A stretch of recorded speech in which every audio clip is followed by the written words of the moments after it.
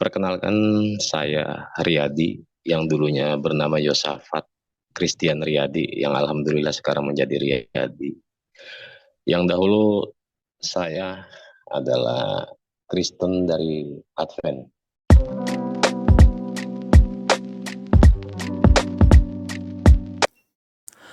Assalamualaikum, selamat datang kembali di channel ini. Balik lagi dengan saya Luis Prasetyo. Sini kita akan bahas lagi dan meluruskan tentang ajaran-ajaran dari mereka yang ngaku mualaf. Dan kali ini ada lagi orang yang ngaku katanya dia itu mantan Kristen, mantan hamba Tuhan, mantan pelayan Tuhan, dan kemudian sekarang dia sudah mendapatkan hidayah, guys, dan dia pindah kepada agama Islam. Dan persoalannya adalah dia mengajarkan tentang Kristen yang keliru. Dia bilang katanya Alkitab itu kontradiksi.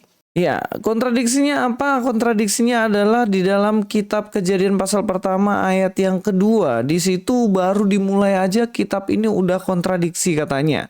Dan kita langsung aja nonton videonya dan kemudian kita akan bahas satu persatu, guys. Oke, langsung aja. Perkenalkan, saya Riyadi yang dulunya bernama Yosafat Christian Riyadi yang alhamdulillah sekarang menjadi Riyadi. Yang dahulu saya adalah Kristen dari Advent atau yang lebih dikenal dengan gereja yang beribadah Sabtu atau Sabat. Terakhir saya bertugas di Rawamangun. Terakhir menjadi anggota gereja di Rawamangun. Dan alhamdulillah hidayah Allah sampai kepada saya dengan kajian-kajian Injil itu sendirilah yang membawa saya kepada Islam. Iya, di sini dia bilang kalau kajian-kajian Injil lah yang membuat dia kemudian menjadi Islam. Dan itu yang selalu sering dan orang-orang itu sering pakai ya. Ngomong kalau Injil sendiri yang menuntun saya kepada hidayah Islam. Injil sendiri yang membawa saya kepada kebenaran, keluar dari Kristen dan lain-lain. Tapi ternyata setelah berargumentasi, argumentasinya mentah juga gitu loh. Mari kita lanjut aja nonton video ini supaya kita paham. Bukan dari ajaran Quran, karena saya tidak bisa membaca Quran. Bukan dari orang-orang Muslim yang memperkenalkan Islam kepada saya, karena saya lebih sedikit orang-orang Muslim, bahkan tidak ada. Justru Injil sendirilah yang membawa saya kepada keislaman. Dari Injil sendiri itu membuat saya ragu akan kebenaran-kebenaran daripada Injil. Loh. Ini katanya bahwa Injil sendiri yang membuat saya akhirnya ragu kepada kebenaran Injil. Bagaimana bisa Injil membawa kemudian orang yang percaya kepada Injil ragu kepada kebenaran Injil itu sendiri? Ya mungkin menurut dia seperti itu, tapi kita akan cek aja apakah yang disampaikan ini benar-benar kemudian membuatnya ragu atau bagaimana. Langsung kita nonton videonya. Kenapa saya bisa katakan bahwa ada keraguan dalam hati saya dan tidak masuk di akal logika saya? Kalau dalam Islam ini kan kita mempercaya akan yang namanya iman kepada kitab, termasuk Taurat, Zabur, dan Injil, dan Al-Quran. Lalu menjadi pertanyaan saya ketika itu, apakah Injil atau kitab suci umat Kristen sekarang ini murni firman Allah atau memang buatan tangan manusia? Dari kajian-kajian itu sendiri, saya menemukan titik terang bahwa Injil yang dimiliki umat-umat Nasrani pada saat ini murni bukan firman Allah. Saya boleh katakan seperti itu karena apa? Contoh, di dalam buku Kejadian 1 ayat 1 dalam Injil itu ada kitab pembuka yang namanya Kejadian yang diawali dengan penciptaan langit dan bumi. Sebenarnya kalau dia ini ngaku dia adalah Kristen ya dia ngaku Kristen kan? Kalau dia memang ngaku Kristen nggak mungkin dia bilang kalau Kejadian itu adalah kitab Injil. Dia baru saja mengatakan Injil, kitab Kejadian itu adalah kitab yang pertama dan pembuka. Injil kok Kejadian tuh Pak Bos. Ini aja udah menunjukkan bahwa sebenarnya konsep dia, pemahaman dia ini sebenarnya pemahaman dari agama Islam, bukan dari Kristen sendiri. Makanya saya juga meragukan bahwa dia ini sebenarnya seorang yang mualaf. Saya agak ragu karena statement dan istilah-istilah yang dia pakai keliru. Kita lanjutkan nonton videonya. Itu di Kejadian 1 ayat 1. Konon katanya itu Allah yang berfirman. Seperti ini bunyinya. Pada mulanya Allah atau Allah menciptakan langit dan bumi. Dari kalimat itu ada satu kata yang mengatakan yang konon katanya Allah berfirman, pada mulanya Allah menciptakan langit dan bumi. Tetapi di ayat kedua yang berbunyi, bumi belum berbentuk dan kosong. Gelap gulita menutupi samudra raya, roh Allah melayang-layang di atas permukaan air. Yang menjadi tanda tanya besar saya, tadi ayat pertama pada mulanya Allah menciptakan langit dan bumi. Kenapa di ayat kedua bumi belum berbentuk? Apa yang Allah ciptakan di ayat pertama? Apa yang Allah ciptakan di ayat pertama? Yang konon Allah berfirman, pada mulanya Allah menciptakan. Kalau Allah sudah menciptakan berarti apa yang sudah diciptakan sudah jadi. Tetapi di ayat kedua bumi belum berbentuk dan kosong. Roh Allah melayang-layang di atas permukaan air. Nah di situ ada air. Sedangkan tadi kalimat mengatakan bahwa itu kosong. Kenapa kok bisa ada air? Kalau kosong kan berarti hampa, tidak ada apa-apa. Di situ saya mulai berpikir, kenapa kok Injil seperti ini? Dari ayat pertama, dari buku pertama, kitab Kejadian itu udah kontradiksi. Iya, ternyata beliau hambanya ini dia mualaf gara-gara kata belum berbentuk dan kosong. Dia menuduh Alkitab kontradiksi karena di ayat yang pertama Kejadian 1 ayat 1 dikatakan bagaimana Allah menciptakan langit dan bumi. Langit dan bumi sudah diciptakan, tetapi di ayat kedua justru dikatakan bumi belum berbentuk dan kosong. Dan itu menurut dia adalah kontradiksi. Dan itu yang membawa dia kepada kebenaran yang hakiki saat ini yang ia pegang. Nah, sebenarnya kalau Anda adalah seorang pendeta atau mualaf yang aku sebelumnya melayani di gereja Advent dan lain-lain, masa memahami ayat ini pun Anda nggak bisa mengerti. Ayat ini belum berbentuk dan kosong. Itu di dalam bahasa Ibraninya ya, itu adalah tohu wabohu. Kata tohu dan wabohu ini sebenarnya belum berbentuk dan kosong, tapi apakah artinya benar-benar itu bumi belum ada dan langit belum ada sama sekali? Ya jelas enggak gitu loh. Mari kita akan cek aja langsung Alkitabnya. Ya, kalau kita lihat dalam Kejadian pasal yang pertama ayat yang kedua dikatakan bumi belum berbentuk dan kosong, gelap gulita menutupi samudra raya dan roh Allah melayang-layang di atas permukaan air. Jadi di sini belum berbentuk dan kosong, tapi kenapa kok ada air gitu loh. Ya, dalam bahasa Ibraninya sendiri ya, ini dikatakan di sini tohu wabohu.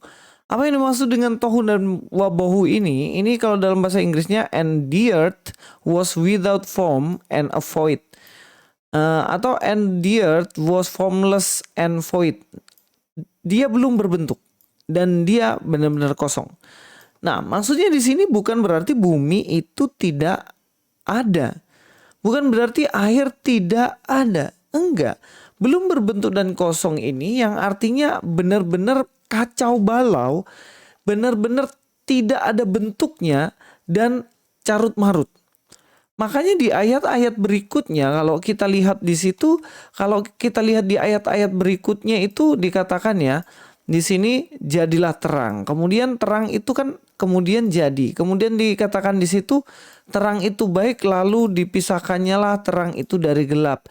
Dan kemudian kalau kita lanjut di ayat yang kelima, menamai terang itu siang dan gelap itu malam dan selanjutnya. Jadi ini masih di dalam proses penciptaan.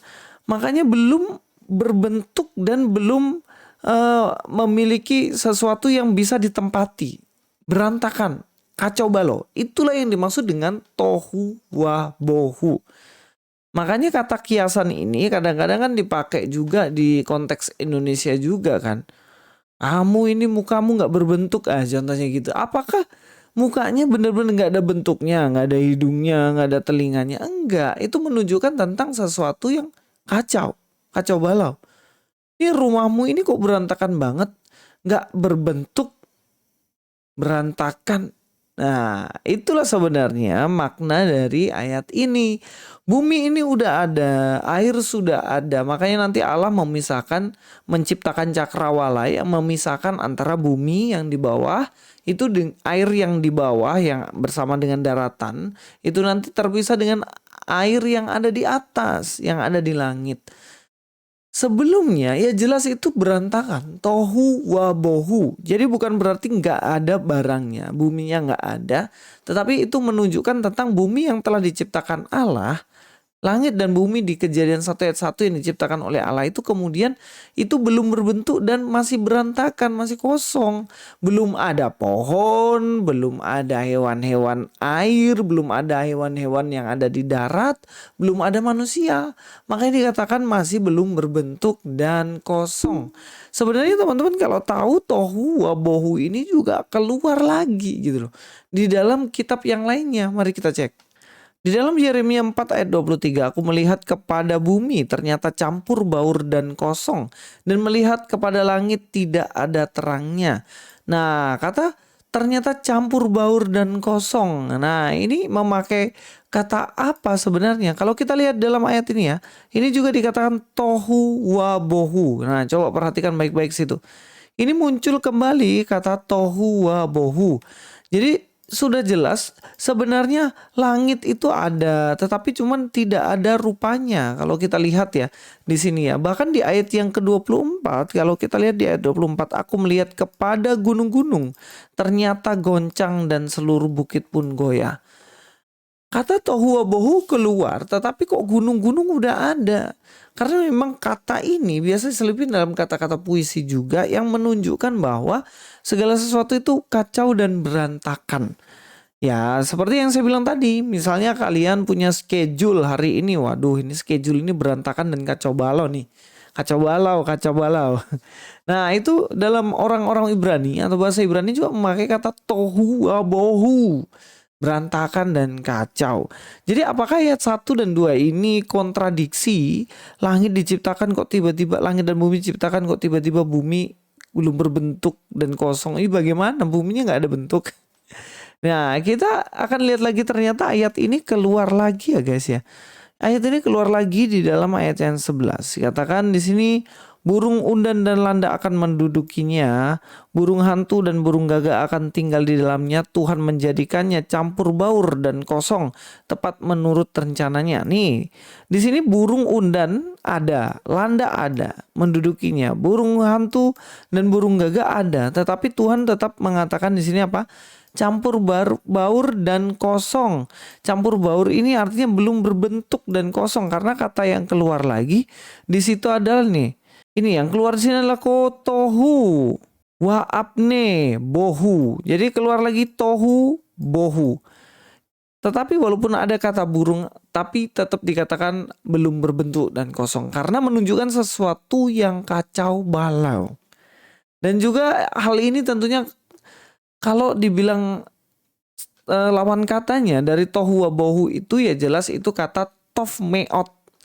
Tof itu baik ya. Jadi sangat-sangat sungguh amat baik. Tof meot. Nah, kita akan lihat ini dalam Kejadian 1 ayat 31. Kalau kita lihat ya dalam Kejadian 1 ayat 31. Kejadian 1 ayat yang ke-31 kita bisa cek semuanya. Dalam ayat ini dikatakan maka Allah melihat segala yang jadikannya itu sungguh amat baik.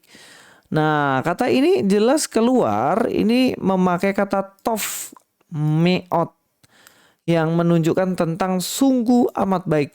Yang sebelumnya kacau balau, di dalam pasal 1 ayat 1 ayat 2 dikatakan semuanya belum berbentuk dan kosong. Bumi, langit belum berbentuk dan kosong. Kemudian hari pertama Tuhan ciptakan terang. Hari selanjutnya Tuhan ciptakan tumbuh-tumbuhan. Tuhan ciptakan benda penerang. Tuhan ciptakan ikan di air. Dan juga burung-burung di udara. Tuhan ciptakan manusia. Kemudian Tuhan mengatakan Tov meot.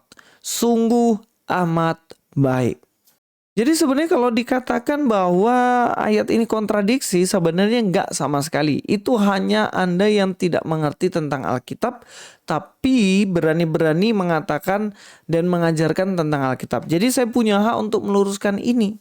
Ya kalau nggak mau dilurusin ya jangan ngajar Alkitab dengan sembarangan. Tolong pelajari searching aja lah. Tohu wabohu. Tov meot. Nah, coba cari. Nanti kalau ketemu silahkan Anda bikin video lagi klarifikasi bahwa sebenarnya ayat 1 dan 2 itu tidak kontradiksi sama sekali. Terima kasih, sampai jumpa di video selanjutnya bersama Luis di sini. God be with you all.